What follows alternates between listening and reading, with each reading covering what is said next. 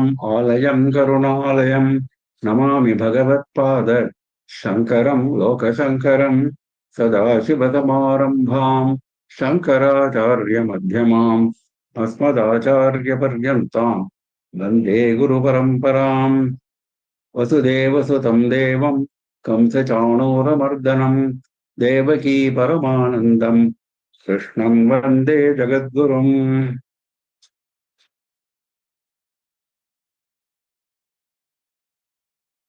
With the abundant blessings of our Periva, we have been proceeding with our study of Srimad Bhagavad Gita. We have done the chapter 1 and chapter 2. We have come up to sloka number 80. Chapter 1, we saw Arjuna Vishada Yoga, the background of Bhagavad Gita. How Arjuna's Vishada, his despair and grief, his misery, formed the background, formed the stepping stone for the teaching. And chapter 2, Bhagavan chided Arjuna for trying to withdraw from the war. And then he started his teaching. He started his teaching with Atma Vidya, Atma Jnana. Atma, Anatma, Vivekam. That is where we are now. The discrimination between Atma and Anatma. So for understanding the discrimination, you should know what is Atma, you should know what is Anatma. So he is describing the characteristics of Atma. That is where we are now. Because Viveka is the first step in Jnana Marga. Viveka, Vairagya, then Samadhi Shatka Sampatti, then Mumukshutva. So we are now in the very first stage of Jnana Marga, which is Viveka, where we have to understand what is Atma and what is Anatma. So Atma he has described. It is eternal, it is indestructible, etc., etc. Now he is proceeding to further discuss Atma. Yayenam vetti hantaram yashchainam manyate hatam ubhau tauna vijanito nayam hanti nahanyate najayate mriyate va kadachit nayam bhutva bhavita va nabhuyaha ajo nitya shashvato yam purano hanyate hanyamane sharire.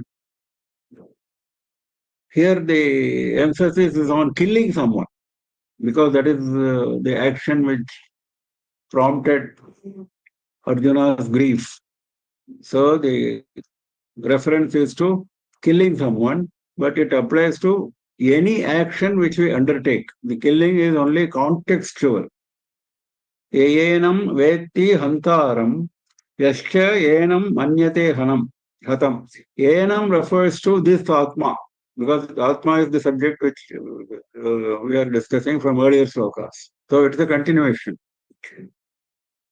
The one who thinks that Atma is the killer, and the one who thinks that Atma is the killed one, Hantaram, the killer, Hatam, being killed. If somebody thinks Atma is the killer, if somebody thinks Atma is the killed one, Ubhautau navijanito, both of them do not know the reality, do not know the tattva.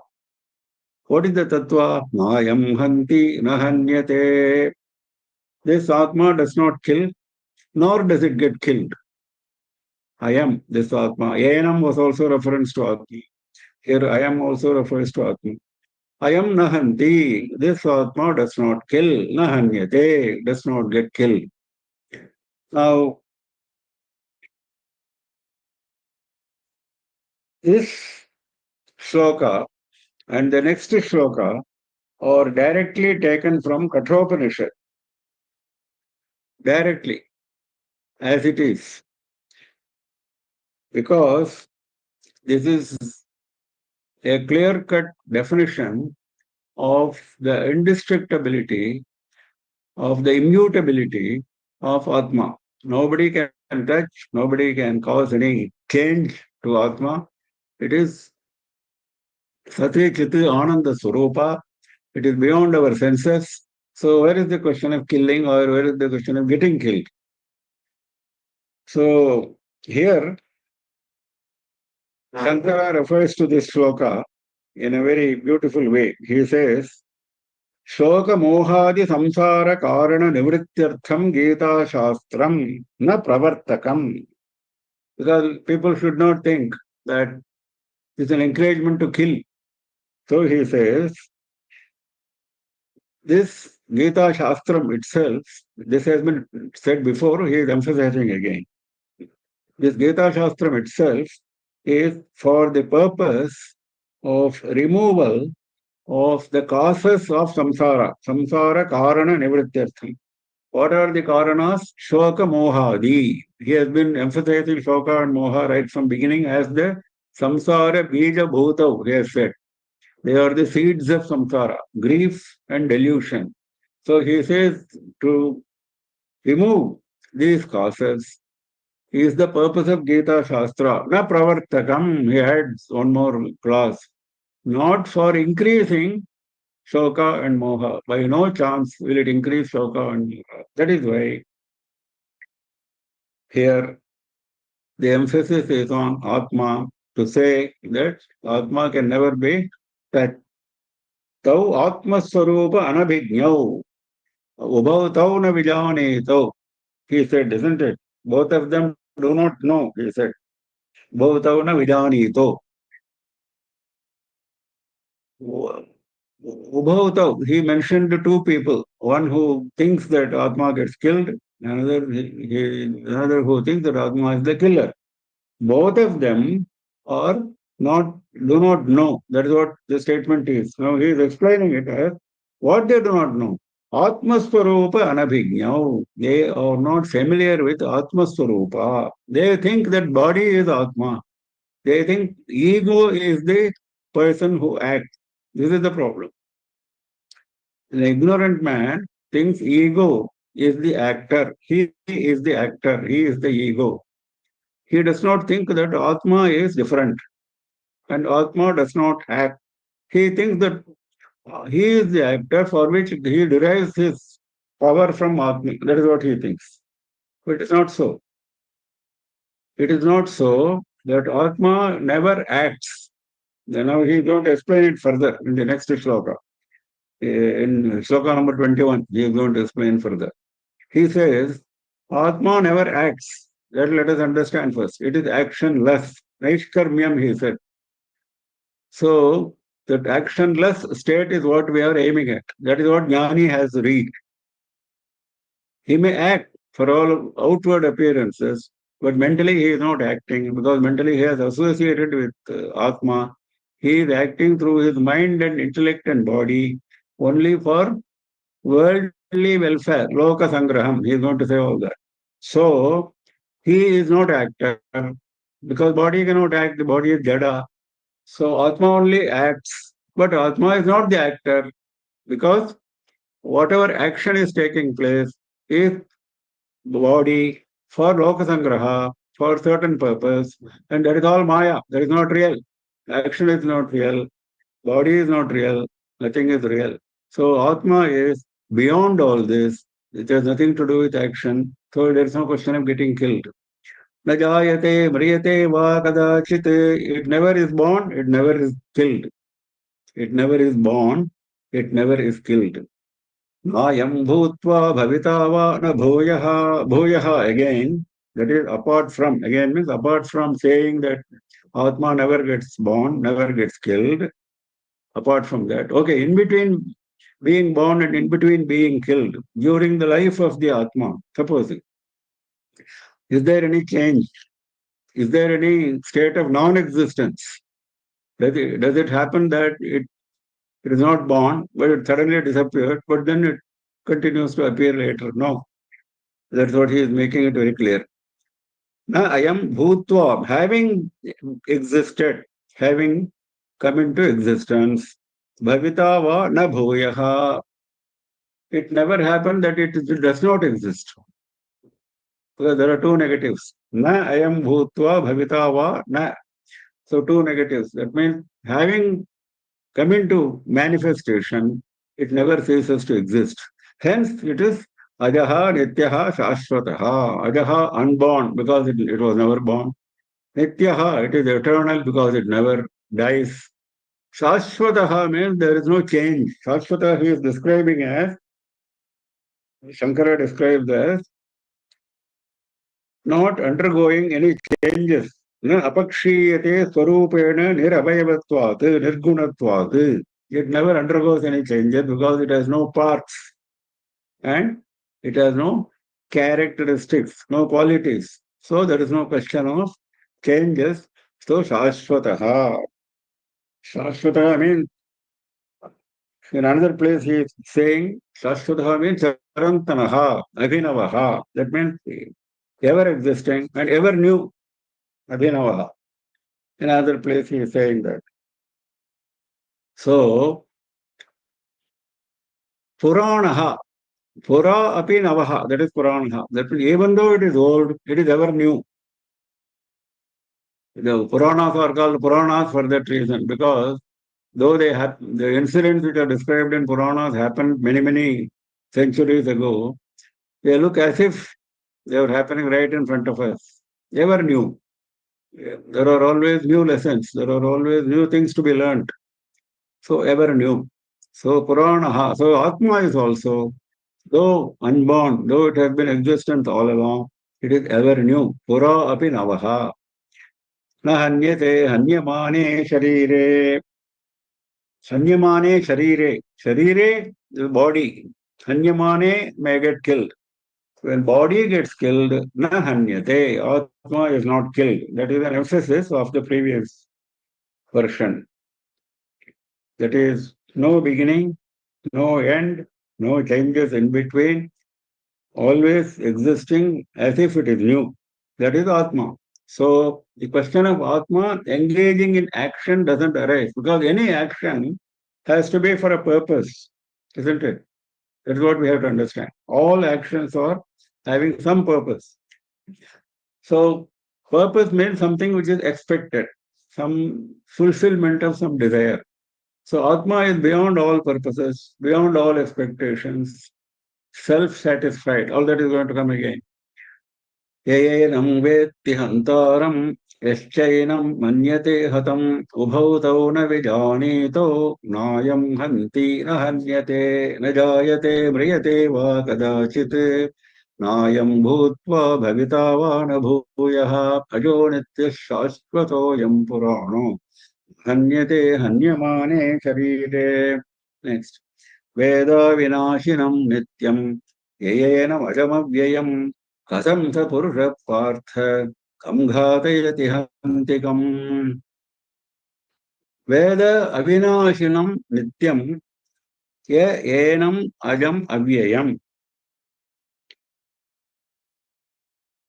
One who understands Enam, this Atma, as Ajam, as unborn, Avyaya, changeless, never changes. Never changes, it is unborn. Nityam, it is eternal.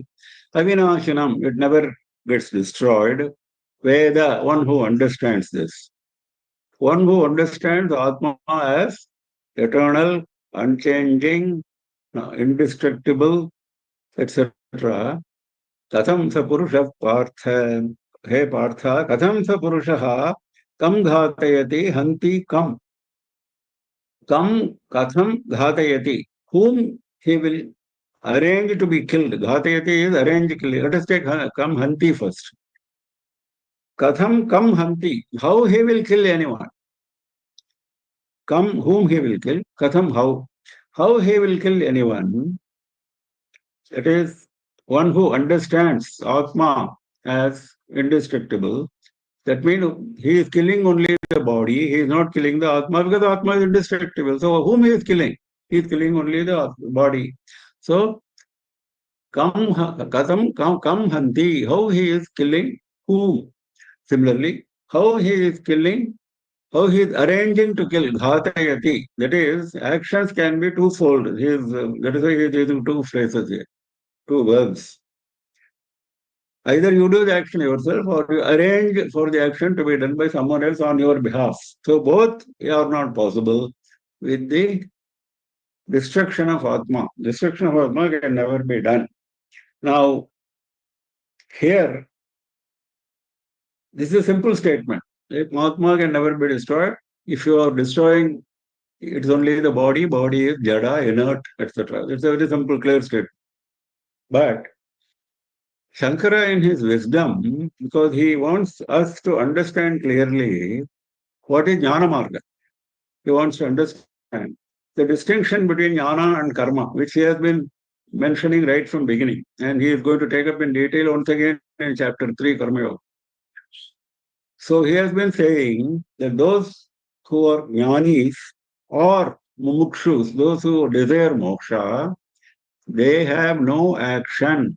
They will not do anything. Whereas those who are intent on doing action, because by nature they are forced to do action, they have to follow certain procedure while doing that action that he is going to describe. Karma Yoga procedure. If they follow that procedure, they will reach the position of the jnani in due course of time.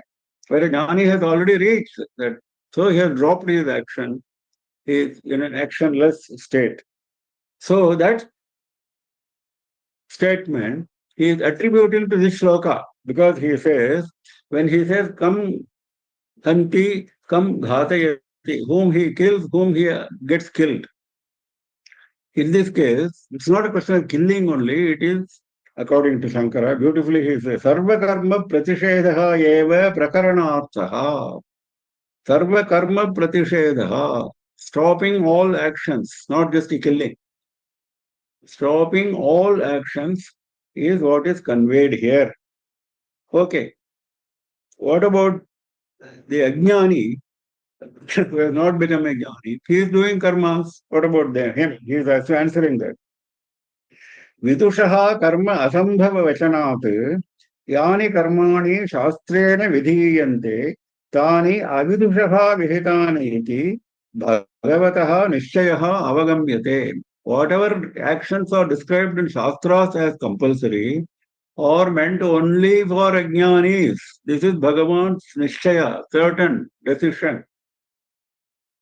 Because Vidwan cannot act, cannot do any karma. Vidyushaha karma asambhava vachanat. So, this distinction must be very clearly understood according to him, very important. So, that is why for even mumukshu, for jnani, of course, there's no karma. Even mumukshu, one who is bent upon moksha, dropping everything else, even them, even he should drop karma because karma may become an obstacle in his path. So there are two classes of people whom he is going to get into once again in chapter 3. Jnana yogena sankhanam, karma yogena yoginam. Now that he is starting here itself, that he has already mentioned, now he is mentioning once again. Gita Shastre Atma Jnanavataha Sanyasa Eva Adhikaraha na karmani. He is emphasizing that. According to Gita Shastra, for a sannyasi, no, for a jnani, for Atma Jnana Vataha, for one who is intent on getting Atma Jnana or one who has already attained Atma Jnana, for him no action. Sannyasa eva adhikaraha. Sannyasa means dropping all actions. So, na karmani. He has nothing to act. Now, this he has described in great detail, his commentary on shloka number 21. He has gone into great depth, these concepts which I have mentioned, and he has taken up objections from the Purva Paksha, Mimamsa, and he has answered from Vedanta point of view, Purva Paksha and Siddhanta, that has come in good measure here. Now, one point which he is raising in this context is, one objection can be, how can knowledge be obtained? You are saying one who is born a jnani, he has no action. Okay, that is understood. The other person who through Karma Yoga, he will attain jnana, you are saying. How to attain jnana? That is the question. So answer is, Upanishad says so, that you can attain jnana. There are examples given in Upanishad. Through Karma Yoga, people have attained jnana, like Janaka. The other question is, after attaining Atma Jnana, why one should renounce actions? That is the next question, which he is answering, saying Bhagavan says so clearly. Bhagavan has made it very clear that there is no action on the part of the jnani. If at all he is doing any action, it is only for some purpose which he is going to mention in the next chapter. So otherwise there is no action. So this point he is making it very clear here.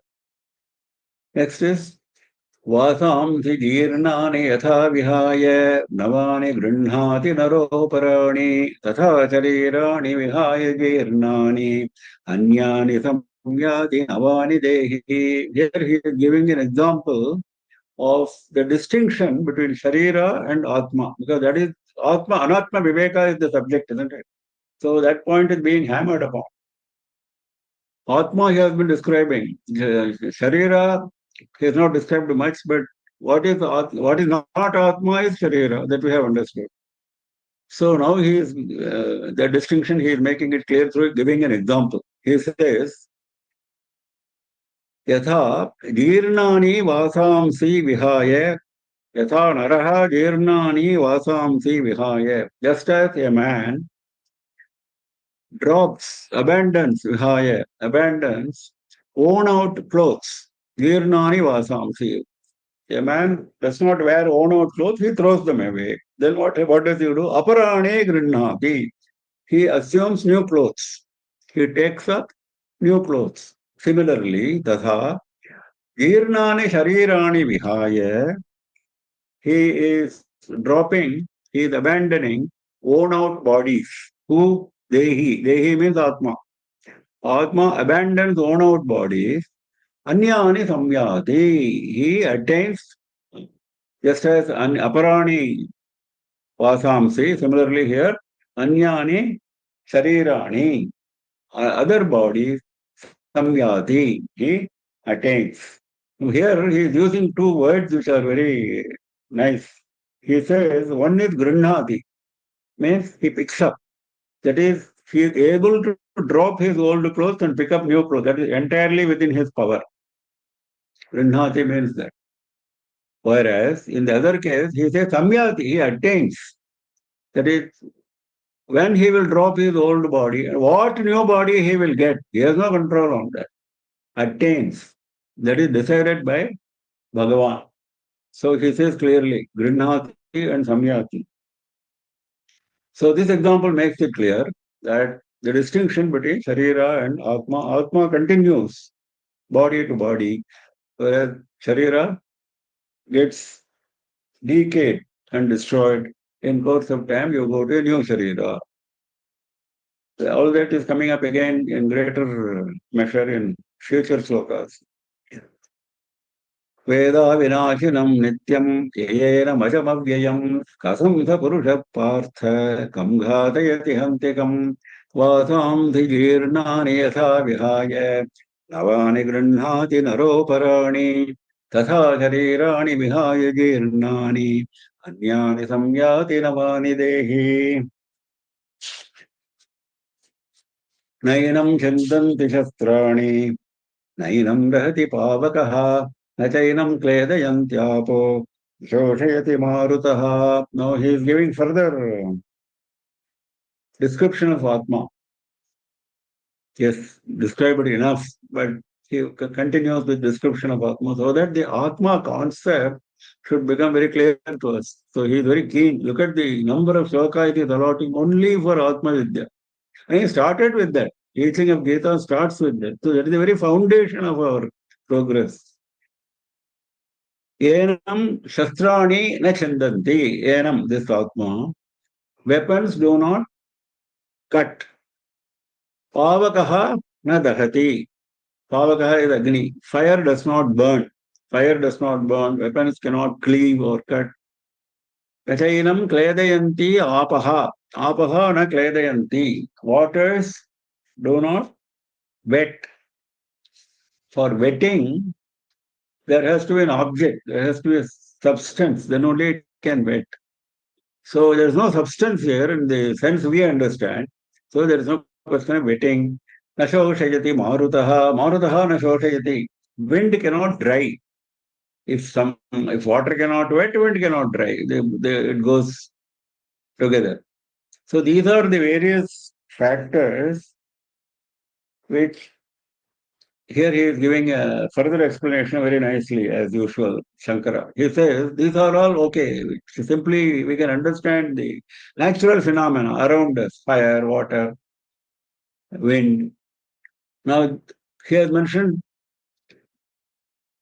Shastrani comes from Prithvi, Pavakaha comes from wind, fire, Apaha comes from water, Marudha comes from wind. Four bhutas, out of five bhutas he has mentioned. He has not mentioned space. Look at the analysis of Shankara. He has not said anything about space because it is confusing. If you say space does not affect Atma, it is not very clear. Why it is not clear? Because space is subtle, whereas the other four are not so subtle. So anything so subtle is difficult for us to understand, to grasp. If that is the case with ordinary space, which is all around us, what about Chidakasha? That is the question. The Akasha, which is supra to all this Akasha, which is beyond all this, much more subtle than this, how will you understand? So that is why he has not mentioned. So just as space is not affected by other four elements, just an example, just as space is not affected by the other four elements are not able to affect Atma, space also cannot affect Atma. If that is the why it is not able to affect Atma, but even more subtle, even more difficult to grasp than even space. That is Chidakasha, the space of consciousness. अच्छेद्योऽयमदाह्योऽयम् अक्लेद्यो अशोष्य एव च नित्यः सर्वगतस्थाणुः अचलोऽयं सनातनः. This is more or less a repetition of the previous sloka, and that even Shankara accepts. He says repetition is required here. दुर्बोधत्वात् आत्मवस्तुनः पुनः पुनः प्रसङ्गम् आपाद्य शब्दान्तरेण तदेव वस्तु निरूपयति भगवान् वासुदेवः. Durbodhatvat. It is difficult to understand Atmavastu. So punah punah prasangam apatya. He creates new situations again and again. And he uses different words. Shabdantarena. Tadeva vastu narupayati. Same vastu is same, Atmavastu. Same object. And he is explaining. Now, achedyaha, it cannot be cut. Adakyaha, it cannot be burnt. We have seen in the previous sloka, it is a repetition. Akledyaha, it cannot be wetted. Ashoshya, it cannot be dried. Nityaha, eternal. There is no time when it is not there. Nityaha. Sarvagataha, there is no place where it is not there. Time and place. Time is Nityaha, place is Sarvagataha. In all places, all pervading. Sthanuhu. Sthanuhu means stable, like a pillar. Stable, like a pillar. Now, for this, the explanation is if something is there in all places, how will it not be stable? Achalaha, it cannot move because for developing instability, for moving from one place to another, the second place has to be devoid of this object in the first time, isn't it? Then only it can move from place to place. Our body moves from place to place because second place we are not there. Our body is not there. But Atma is not like that. Every place it is there. So there's no question of moving. There's no question of instability. It is stable like a pillar. Sanatanaha. Here only he is giving that explanation. Chirantanaha abhinavaha. It is always present and it is ever new. Na karanate kutaschit nishpannaha. It is not born out of a particular external reason. It is not the genesis of Atma cannot be attributed to an external reason. It is there. So Sanatana. अच्छेद्योऽयमदाख्योऽयमक्लेद्यो अशोष्येव च नित्यः सर्वगतस्थाणुः अचलोऽयं सनातनः. Next. अव्यक्तोऽयमचिन्त्योऽयमविकार्योऽयमुच्यते तस्मादेवं विदित्वैनं नानुशोचितुमर्हसि. Now he is coming down to Arjuna's problem, Arjuna's level. He went and touched upon very high levels of Atma Jnana. Now he is saying, Arey, why are you grieving? What is your grief about? Because if you kill Bhishma and Drona, you are only killing their bodies. You cannot kill their Atma, because I have described there is only one Atma for all bodies, and that Atma is indestructible. So, Avyaktaha, unmanifest. Avyaktaha means unmanifest. Atma cannot be experienced by our sense organs. Achintyaha, can it be experienced by mind? It cannot be experienced by sense organ. But I cannot see, I cannot hear, I cannot touch. Avyaktaha. Any Vyakta object, you should be able to see, you should be able to hear, or you should be able to touch, you should be able to taste something. One of the five organs will be able to establish the existence of that object. Achintyaha, even the mind cannot reach. If it is so subtle that it is beyond the five sense organs, is it within the reach of mind? No. Achintyaha, I am means this Atma. Avikaryaha, I am uchyate. Avikaryaha means vikara is change. No change. No change at all. Avikriyaha is another term which comes in Vedanta again, which means the same. Avikaryaha, avikriyaha. Now, the example given by Shankara is just as milk becomes curd during a natural process. Now, the curd is different from milk, but it is coming out of milk. Same way, does Atma undergo any change and appears as something else? No. Avikaryaha, no vikara, no change. And it has no parts that he has been emphasizing. Here also he is saying. It is one whole. There are no parts. Part A, part B, part C. No, there are no parts. So, it cannot change. Tasmat, because of these reasons, evam viditva, knowing the quality of Atma as the above, understanding as above, enam na anushochitum arhasi. There is no cause for you to grieve. There is no scope for you to grieve. What is there for you to grieve? If you know that Atma is all this, then where is the question of grieving? Because you cannot do anything to Atma of Bhishma or Drona or anyone else. You are only destroying their bodies. Now he is going to another argument. Now supposing, it's only for the sake of argument he is taking this sloka. This sloka is not a part of Vedanta theory. As a normal human being, human beings are given to argumentation, disputation. So he is taking up another argument. He says, अथ चैनं नित्यजातं नित्यं वा मन्यसे मृतं तथापि त्वं महाबाहो नैवं शोचितुमर्हसि. अथ च, now another argument. Enam nityajatam nityam va manyate mritam. It is getting born again and again, every day. And it dies every day. Suppose you assume. Manyase. Manyase means you consider. It's not truth. Supposing you consider that Atma is continuously getting born, continuously dying. Supposing. Tathapi. Even then, even granting that argument, hey Mahabaho, hey powerful armed warrior, that he is reminding his power, his valor. Tvam na evam shochitum arhasi. You should not grieve, because if something is so inconstant, so unstable, it's continuously getting born, continuously dying, what is the question of grieving over that? If you kill it, it's going to get born again once again. If according to this argument, it's not true argument. He has explained the truth already. He's taking up the other argument and then giving a reason why that argument also is not also holding water. अव्यक्तोऽयमचिन्त्योऽयमविकार्योऽयमुच्यते तस्मादेवं विदित्वैनं नानुशोचितुमर्हसि. अथ चैनं नित्यजातं नित्यं वा मन्यसे मृतं तथापि त्वं महाबाहो नैवं शोचितुमर्हसि. Next.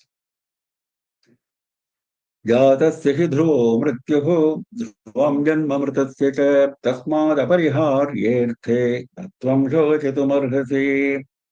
Tattvam Shachitamarhati is coming again and again. You should not grieve, you should not grieve. He is giving reason after reason why you should not grieve.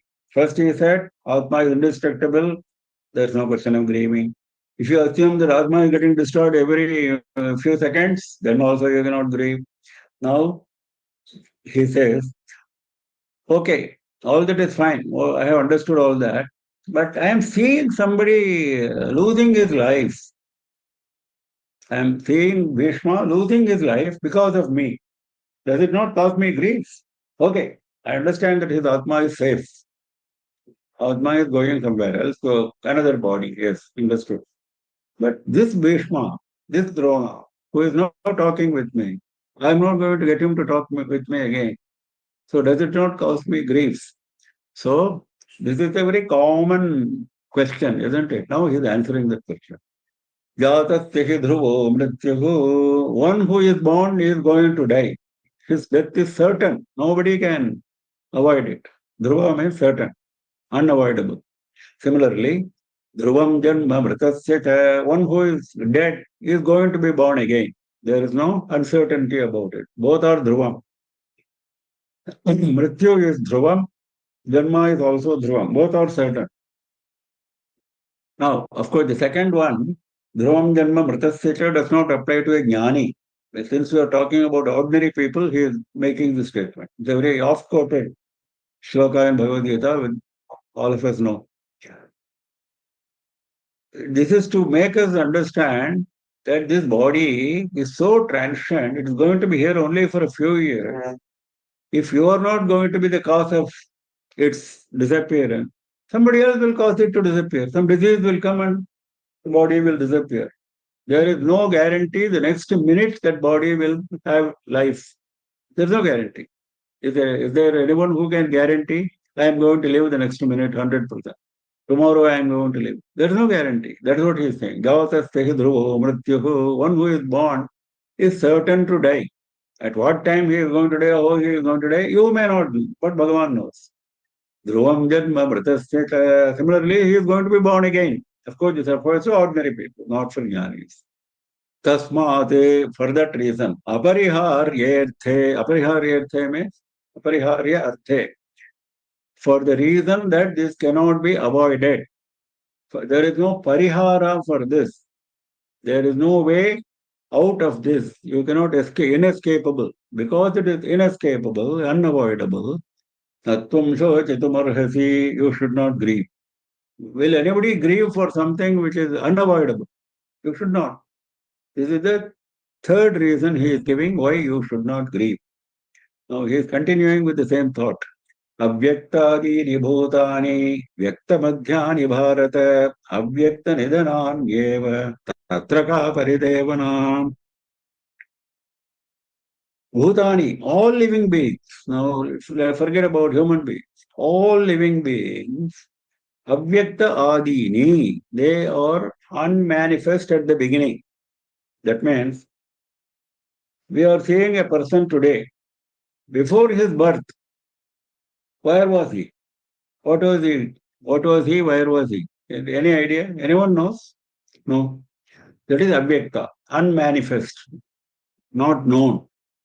That is the beginning of all beings, not human beings. All living beings, beginning is not known, not clear. What is clear then? Vyakta madhyani bharata, hey Bharata, only the intermediate part is visible, is understandable, is capable of being experienced, is vyakta. Which intermediate part? The time he is living, that human being or that living being continues to be in this body, then we can see, we can hear, we can experience that living being. Before its appearance, we don't know from where it came. Okay. After its disappearance, do we know where it has gone? No. Avyakta nidhana anyeva. Nidhana is death. After death, where it goes? What is happening? We don't know. Not clear. Not manifest. When this is the situation, tatraka paridevana, where is the question of grieving for it? You don't know from where he came. You don't know where he is going to go. You only know when he is here with you. Will anybody grieve for something so transient?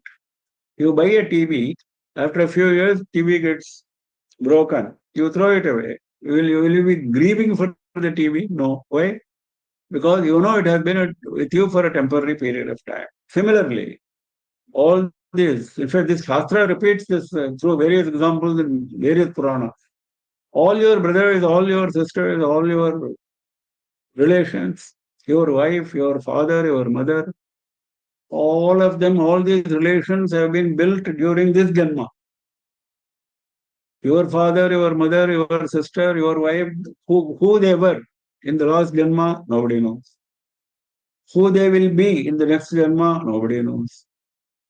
Thousands of brothers and thousands of sisters, thousands of wives, thousands of children you have got through your long career of life, life after life. There's a shloka in Bharata Savitri at the end of Mahabharata. Vyasa mentions this very nicely.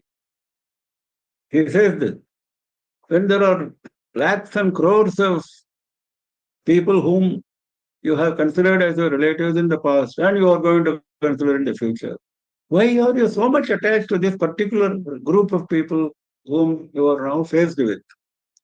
Tatraka paridevana. Where is the question of grieving for such a temporary phenomenon? Here he is quoting from Mahabharata. Shankara is quoting from Mahabharata. He says, this is Vidura to Dhritarashtra. At the end of Mahabharata war, when Dhritarashtra has lost all his sons, he is so much upset, obsessed with sorrow. Vidura goes and consoles him. So he is, same thought he is telling him.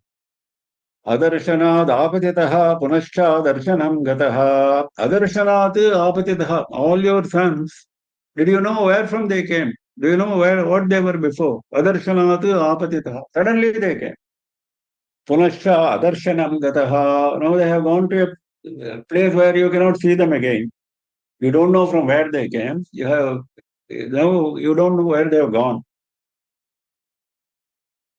नासौ तव न तस्य त्वं वृथा का परिदेवना नासौ तव न तस्य. Not only for them, for you also. You also don't know from where you came. You also don't know where you are going to go. Neither for you nor for them. Tatra ka vritha ka paridevana. Vritha ka paridevana. Why are you unnecessarily waste? Your grief is a waste, he said. Vritha ka paridevana. Now he is explaining further, our Shankara. Putra mitradi karya karana sanghata atmakanam. All these bhutani, all these beings around you, not only human beings.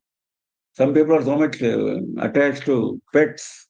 Maybe that is what he is having in mind. Because Jadabharata was mentally attached to newborn deer.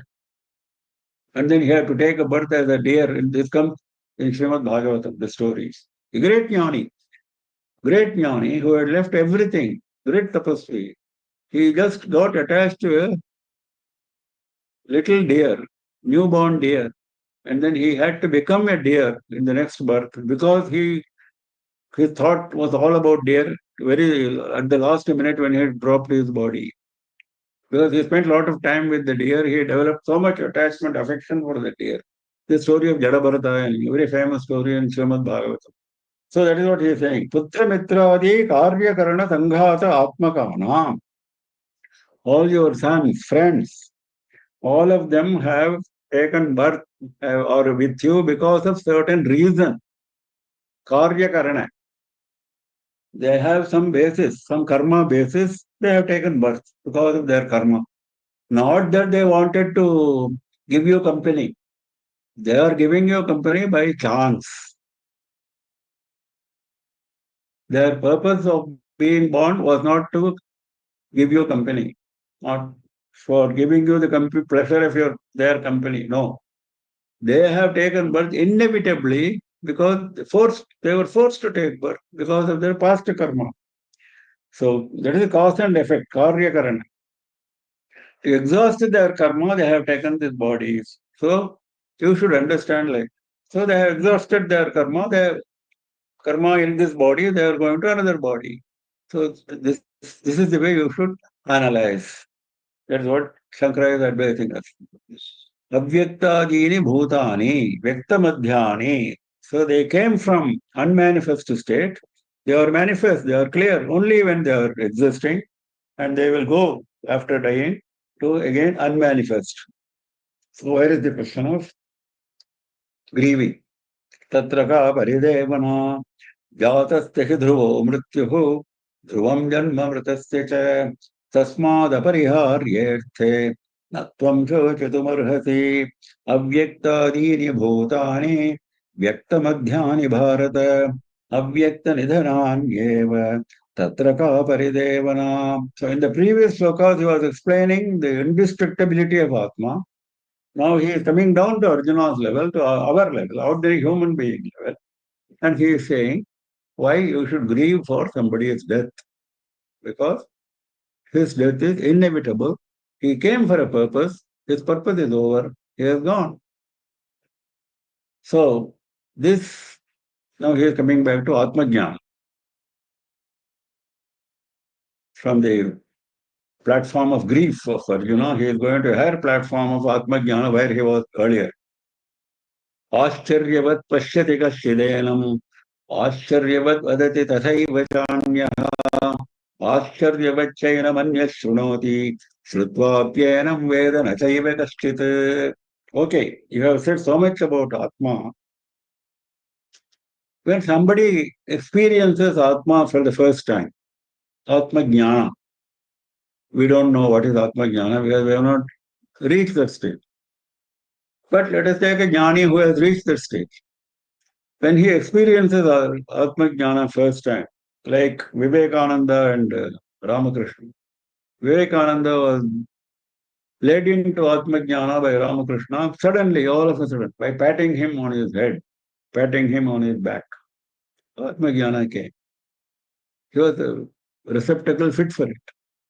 So when that happens, what happens to him? Ascharyavat pashyati kaschit yenam. Somebody looks at this with great wonder, as if he is seeing something which is wonderful. Ascharyavat. Now, what is Ascharyam? He is describing very nicely, Shankara.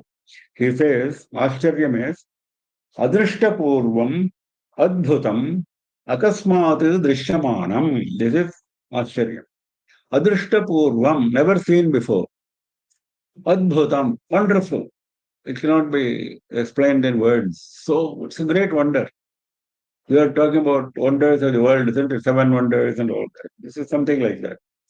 Akasmat Drishyamanam. Suddenly it came into vision. There was no time for me to get used to it. This is the beauty of Atma Jnana. Somebody who gets this Atma Jnana, it's not as if he got it over a certain period of time. No. Sudden, all of a sudden. There is a story of one who is known as Judge Swamigal in a place called Pudukkottai in Tamil Nadu. He was an ordinary judge in a district court, I think last century. And he was conducting legal proceedings, sitting in the court of law. Suddenly, all of a sudden, he dropped everything and ran away, leaving everything, leaving the court, leaving his home, and he became a sannyasi, something like a sannyasi. He gave up everything. That means he got Atma Jnana when he was doing his official duty as a judge. That is what he is saying. Akasmat Drishyamanam. Suddenly, all of a sudden. That is Ascharyam. This is how, when somebody looks at Atma Jnana, this is the experience he gets, that this is Acharya, like an Acharya. Acharyavat vadati tathaiva chanyaha. Okay, this is somebody who is seeing it for the first time. Somebody who is hearing it for the first time. That means somebody who is speaking about it for the first time. See, having experience, you are describing your experience to somebody. And that's what every one of us does, isn't it? So this jnani who has seen Atma Jnana, who has experienced Atma Jnana, he is now describing to somebody else. In what way he is describing Ascharyavati? He cannot explain. because it is beyond the ken of words. Ashcharyavati vadati tathaiva chanyah ashcharyavachayana shrunoti. Now, when he is explaining it, somebody is listening. That listener also is hearing it as if with a great wonder. Of course, for that he has to also be close to becoming jnani. If he is like us, he will not understand anything. Ashcharyavachayana shrunoti. The other person also hears this Atmajnana with great wonder, as if Ashcharyavat, as if he has come across a great wonder. As if he has come across a great wonder, he sees. As if he has come across a great wonder, he explains. As if he has come across a great wonder, he listens. All the three. Okay. Shrutva pyenam veda nachaiva kaschit. Having listened, has he understood? And beautifully he is putting this question. Shrutva api, having listened. Enam Veda Nachaiva Kashchit. No one has understood this at any point of time. Just by listening, you cannot understand. You have to experience it. The first man had experienced it, Pashyati. The second man, after having experienced, he explained. So both of them are jnanis. Now the third man, who just listened, he has not really understood anything. Sutva Pyenam Veda Nachaiva Kashchit. He has not understood. So why he is mentioning this? To give us the impetus that you should go the first stage, not stop with just listening. Atma Durvijnaya, he is saying. Atma is difficult to understand. Durvijnaya. That is why Shrutva Pyenam Veda Nachaiva Kashchit. Now, this whole sloka can be explained in two ways. Shankara is explaining very nicely. The first one is what we saw just now. Second one is, now all this was with reference to Atma, we said. Somebody looking at Atma, wonder. Somebody is speaking about Atma, it's a wonder. Somebody is listening to Atma, he is also feeling that wonder. That is one explanation. Somebody is looking at somebody who has experienced Atma. That is also a great wonder. Somebody is not looking at Atma now. Second explanation is, somebody is looking at somebody who has experienced Atma. One who actually sees, one who actually speaks, and one who actually hears of Atma is indeed a marvel. He is 1 in 1,000. That is why he is Ashcharyam. First one was Atma is Ashcharyam. Second one is Atma Jnani himself is Ashcharyam. That is the distinction, and both interpretations are accommodated here in this shloka. That is the cleverness, intelligence of Shankara.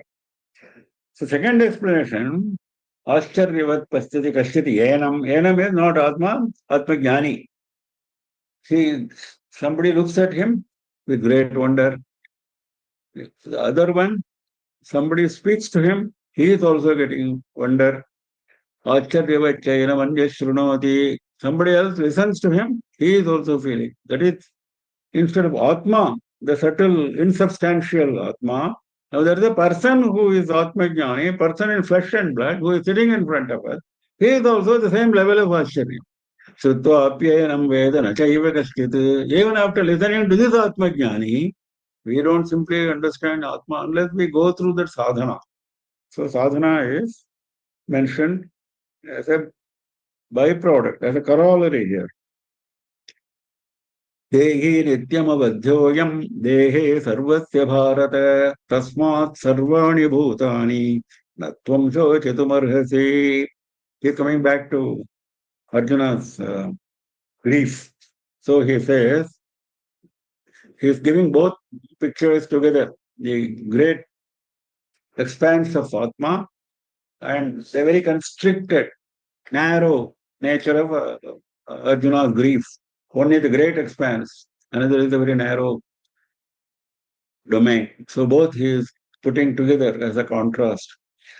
Dehi nityam avadhyoyam dehe sarvasya bharata. Hey Bharata, sarvasya dehe.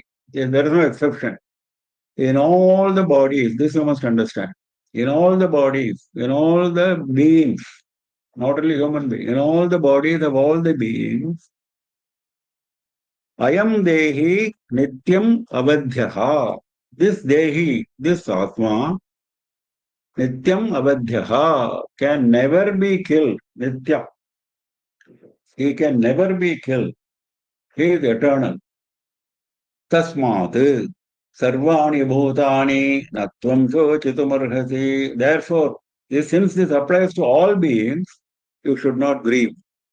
Because when you are killing that being, you are not killing the Atma, because Atma is indestructible. So that point which he made earlier, he is now making it clear that it applies to all beings, and this is what you should keep in mind. Shankara is explaining it nicely. He says, Thavarādishu sthitopi, even non-moving object, lifeless object like a tree, like a mountain, there are thavaras. Even their Atma is there. So there is no question of grieving even for them. All bhutas, sarvani bhutani. Bhishmadini sarvani bhutani, Shankara says in explanation. Like Bhishma, he is emphasizing that point. So there is no question of grieving for anyone. Now here, he is, with this shloka, he is coming to an end of Atma Jnana exposition of Atma Jnana. Now he is going to Swadharma from the next shloka. आश्चर्यवत् पश्यति कश्चिदेनम् आश्चर्यवत् वदति तथैव चान्यः आश्चर्यवच्चैनमन्यः शृणोति श्रुत्वाप्येनं वेद न चैव कश्चित् देहि नित्यमवध्योऽयम् देहे सर्वस्य भारत तस्मात् सर्वाणि भूतानि न त्वं शोचितुमर्हसि स्वधर्ममपि चावेक्ष्य न विकम्पितुमर्हसि धर्माद्धियुद्धात् श्रेयोऽन्यत् क्षत्रियस्य न विद्यते. Now he is coming down to the level of Swadharma. Atma Jnana has been imparted. Now there is something called Swadharma. As long as you are holding this body, you have to perform your duty which is assigned to you by means of your varna and your ashrama and the position in which you are stationed. Depending on where you are, you must do your duty. Whatever the situation calls for, that duty you must do. You see somebody in great danger, somebody is suffering, you go and help him. That is sadharma. Similarly, every situation calls for a certain action on your part. That is sadharma. Apart from the varnashrama dharma, situational dharma is also covered here. Sadharma picha vekshya navikam pitumarhasi. Even if you look at your sadharma picha avekshya, even looking at sadharma, na vikampitum arhati. You should not feel unstable.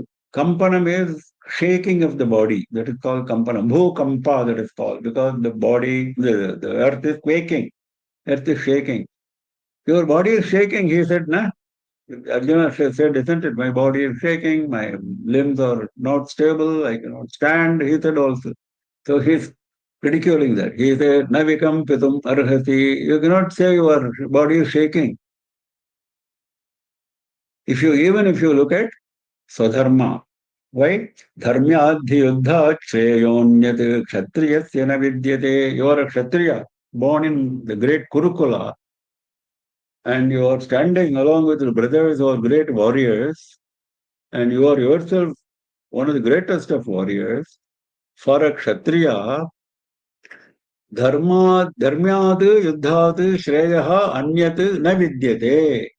There is nothing more beneficial than dharma yuddha. Dharmyat yuddhat. Than dharma yuddha, fighting for dharma. Other than that, anyat. Shreyaha na vidyate. There is no shreyas for you other than fighting dharma yuddha, fighting for dharma. Shreyas, as we have seen before, as opposed to prayers, it is long-term benefit, spiritual benefit. So there is no spiritual benefit for a Kshatriya other than Dharma Yuddha. Now, Dharmyat Yuddhat can be explained in two ways. Shankara is again nicely giving this explanation. One is Kshatriya's natural dharma. When you are born as a Kshatriya, there is a natural dharma for you. That is engaging in warfare for dharma. Just as the natural dharma of milk is whiteness, just as natural dharma of fire is heat, natural dharma of ice is coolness, these are natural tendency. That is called also dharma. That is the definition of dharma that way also. So similarly, for a Kshatriya, the natural tendency is to engage in warfare for dharma. Second is, if you are engaging in warfare, are you engaging for really dharma only? That is the second question. Or is there a tint of adharma in your war that you should examine? Now, even by that examination, this war is only for establishing dharma. The other side is adharma, your side is dharma. So this war is for righteousness, for dharma. So on both tests, you have to do the dharma yuddha. Because one is naturally as a Kshatriya, you have to do dharma yuddha. Your dharma is to do yuddha. Your natural tendency, your inborn tendency is to do yuddha. Second is, you are doing yuddha for establishing dharma. So dharma, yuddha, dharma, the two meanings both are applicable here. One is the natural inborn tendency, that is dharma. Second is for establishing dharma, righteousness. Both ways, both are applicable here. Both ways, you have to do engage yourself in war.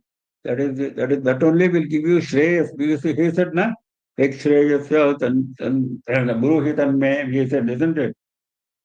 Whichever is giving me shreyas, that you tell me. Shadimam tvam prapannam, he said. So now he is saying, this only is shreyas for you. So we stop for the day. We continue tomorrow morning. Any questions?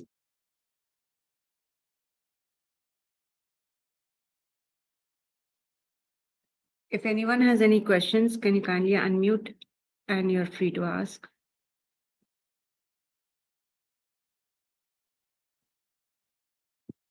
No. Okay. So we close for the day. We meet again tomorrow morning, 7:30 AM IST, and continue. Namah Parvati Pataye Har Har Mahadeva Sarvatra Govinda Nama Sankirtanam Govinda Govinda Shri Raja Rajeshwarye Jaya Jaya. Thank you, sir. Thank you everyone for joining. See you tomorrow again. Har Har Shankara, Jai Jai Shankara. I'm ending the meeting.